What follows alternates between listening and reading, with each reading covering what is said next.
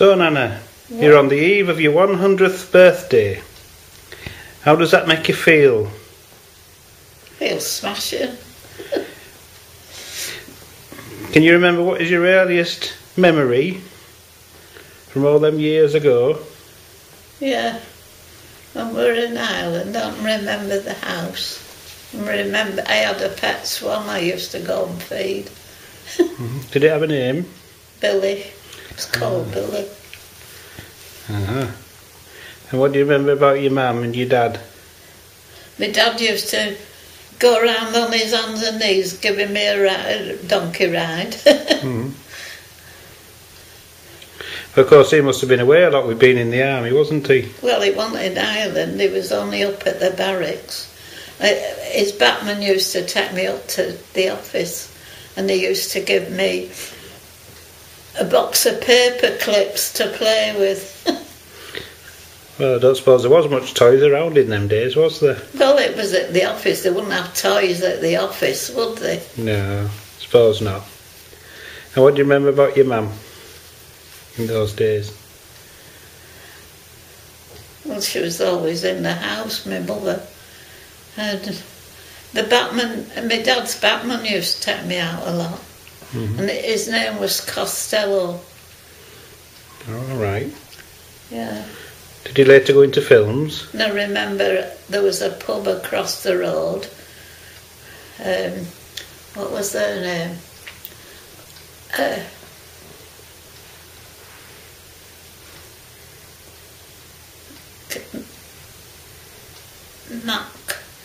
Mac something they were. McNulty's, that was it. McNulty's. Right. Across the road. But of course, in those days, they wouldn't have allowed children into pubs like they do No, now, well, would they? When the war broke out, my dad volunteered for foreign service. My mother came back to England. She didn't like Ireland. And she came back to England and left me at McNulty's till she got settled. And when my mother said when she used to go across to Ireland to fetch me, they used to take me up to Sligo out the way, and she couldn't get me, so they finished, she had to go without letting them know. Do you remember when you first went to school? No, when I was 18 months old, my mother and dad went on the Titanic to have a look round, you know, because they had all visitors on then. And an American couple wanted to adopt me, but my mother wouldn't let me go, so I'd have been on the Titanic if she had done. And I remember we came back to Fleetwood, because when my mother used to come across from Ireland to go home, she used to lodge in Fleetwood for a night and then get the train next morning up to Islington. And that's how we come to settle in Fleetwood. And we used to stay in Warrenhurst Road and the landlady who we stayed with, they used to call her Granny Wilson. She wasn't our granny, she wasn't no relation, but we used to call her Granny Wilson. And then my mother got a house in Garfield Street. It was a butcher's shop on the corner, and we had the house part. And then when the butcher was from across wire, he was a farmer from across wire, and when he sold it to Andertons, so my mother had to move out because they wanted the house part themselves. And our landlord put us in Polton Street, where the solicitors is. And I was brought up there, Polton Street. So do you remember when you first went to school? Yeah, I went to Milton Street School. What was the teachers like in those days? Oh, they were okay. But they could be quite strict in them days though, couldn't they? Eh? They were quite strict in them days though, wasn't they? Not like today.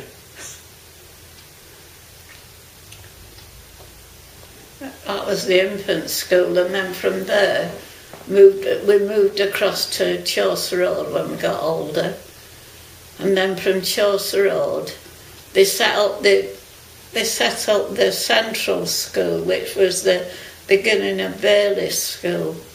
And they took over the boys' part of Milton Street. So that was the girls' Central School. And I stayed there till I left school. And did you like the school? Yeah, I did. What were your favourite subjects?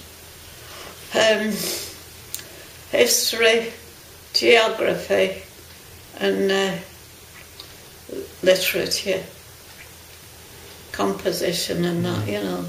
It's good at them. I seem to remember at one time that you used to write some poetry in that, didn't you? Pardon? Now, I seem to remember at one time when we was living in Hull, you used to write some poetry in that occasionally, didn't you? I don't know, did I? Yeah.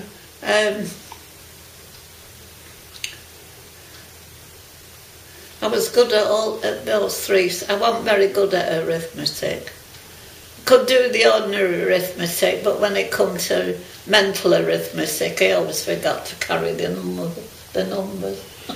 And when you left school, what did you do then? Oh, I went as a waitress. There wasn't work for girls then. There's nothing much here. There was a button factory. Didn't you go into service in a house or something? No, I was waitress. All right. I was a waitress at the London dining rooms. Mhm. What was that? What was it like working there? It was all right.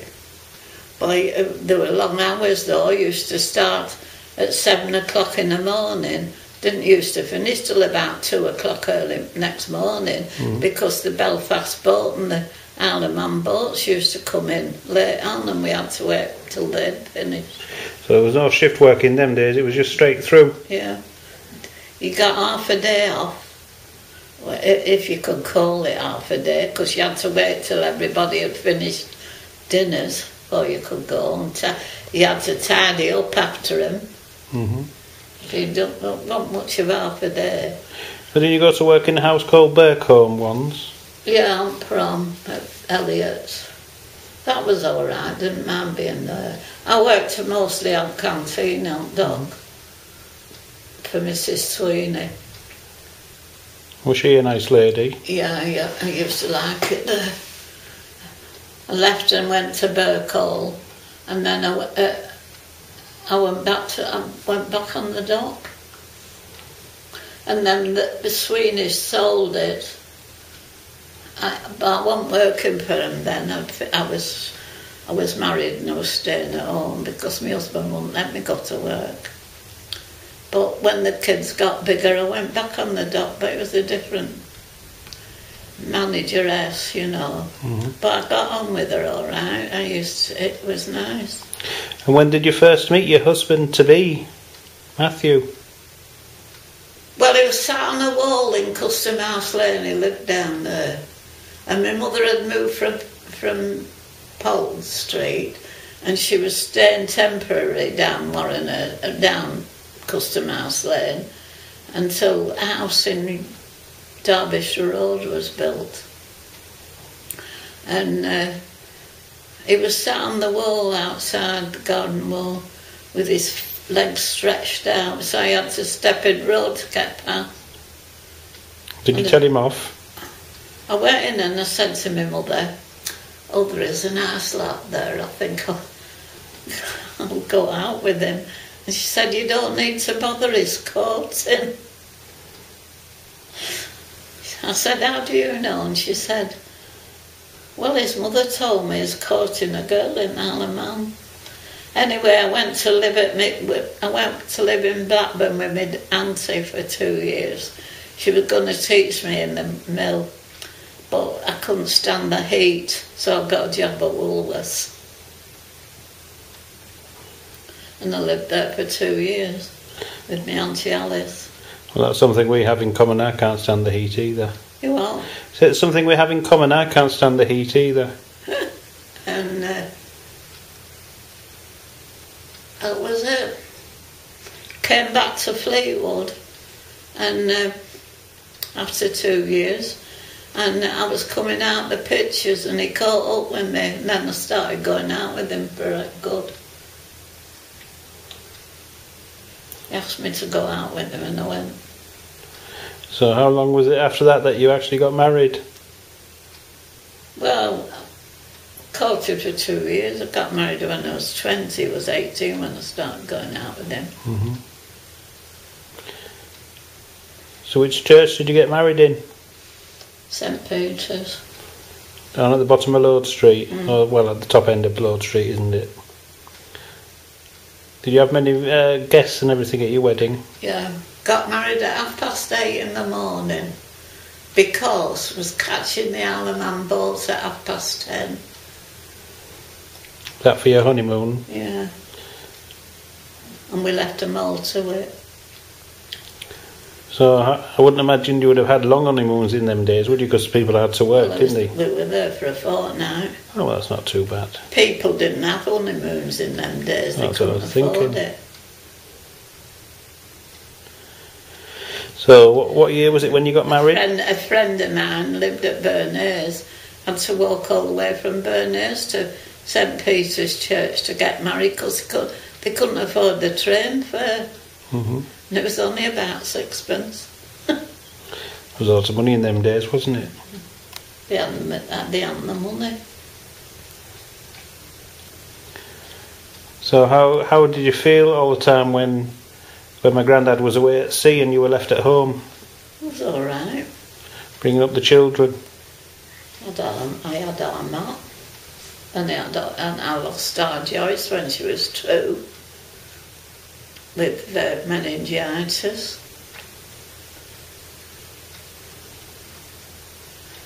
Mm-hmm. We had enough talking about our man at home with the kids. But it must have been worrying sometimes when he was away at sea, you know, with the When it was especially rough. in the winter. Yeah, when it was rough. And ships always seemed to get lost about Christmas time. Always ships lost at Christmas. Mm. But luckily that never happened to my granddad, did he?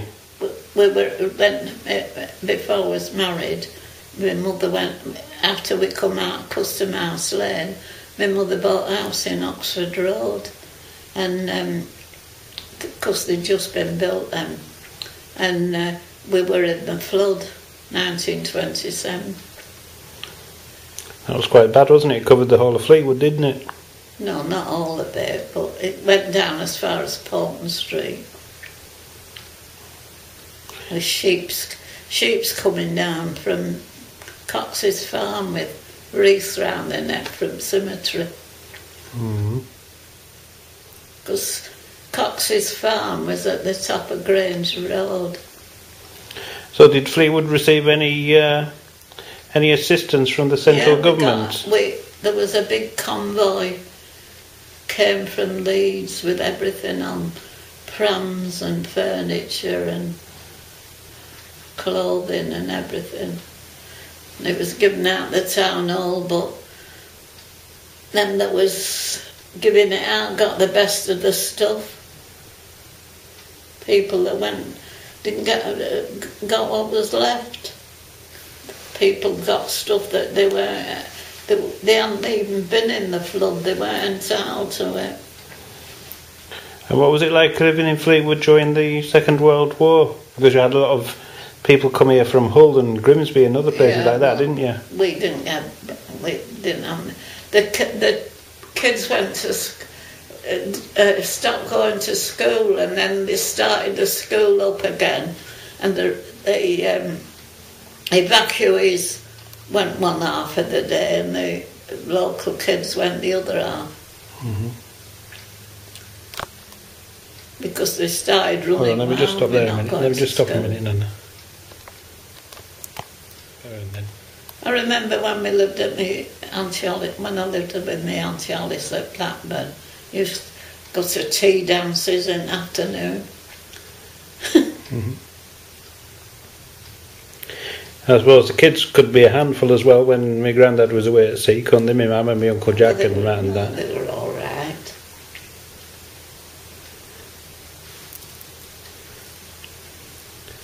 Oh, Matt was the worst. He was always wandering off on his own. He used to get up out of bed before anybody was awake. I took his clothes and hid them. Thought I did them one night. And when I got up next morning, he got out, how we wore our jacks, I don't know, but he put our jacks on and went out. So at that time you were living in Warrenhurst Road, wasn't you? Yeah, but he used to stop out all day, and then he used to go to his granny Sumner's, and she used to bring him home so he wouldn't get in trouble. Did you punish them a lot when they were kids? No, did he heck. Only when they deserved it.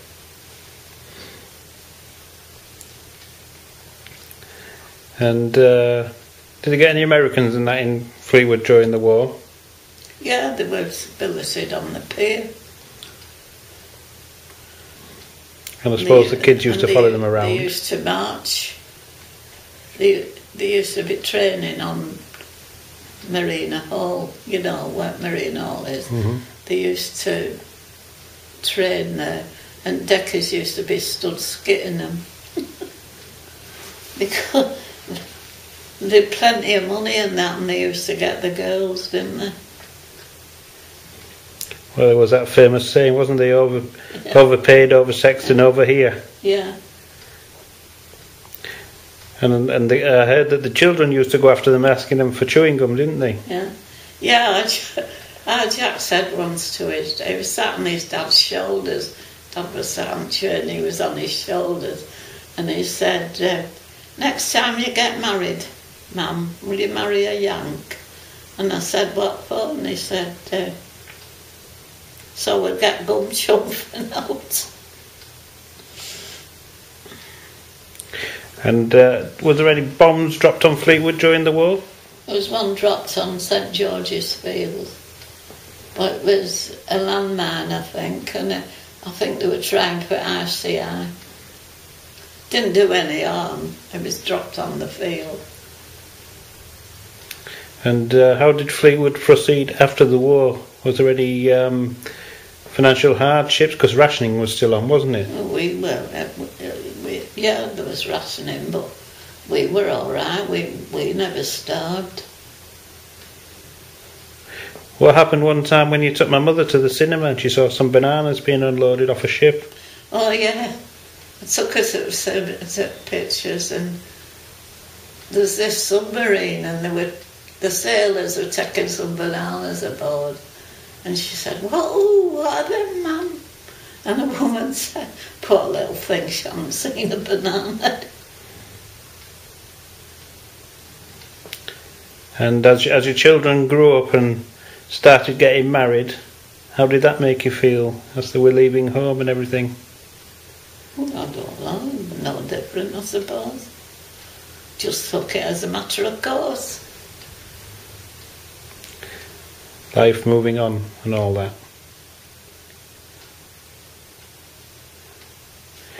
Now later on you left Fleetwood and you went to live in Hull, which was a new place for you. How did you enjoy that, living in Hull? It was alright. I had some nice neighbours. I got on with them.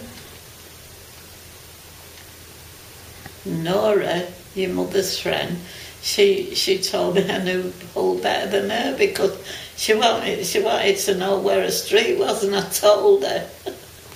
But I used to take notice when I went out. And what made you want to come back to Fleetwood after being in Hull? Well, Harry's asked me to come back. And anyway, it was getting a bit rough.